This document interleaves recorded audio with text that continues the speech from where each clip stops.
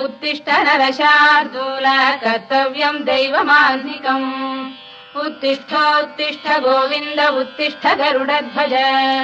उत्तिष्ठ कमलाकान्ता त्रैलोक्यम् मङ्गलम् कुरु उत्तिष्ठोत्तिष्ठ गोविन्द उत्तिष्ठ गरुडध्वज उत्तिष्ठ कमलाकान्ता त्रैलोक्यम् मङ्गलम् कुरु मातः समस्त जगताम् मधुकैटभारे वक्षो विहारिणि मनोहर दिव्यमूर्ते श्रीस्वामिनि श्रुत जनप्रियदानशीले श्रीवेङ्कटेश दयिते तव सुप्रभातम् मातः समस्त जगताम् मधुकैटभारे वक्षो विहारिणि मनोहर दिव्यमूर्ते श्रीस्वामिनि श्रुत जनप्रियदानशीले श्रीवेङ्कटेश दयिते तव सुप्रभातम्।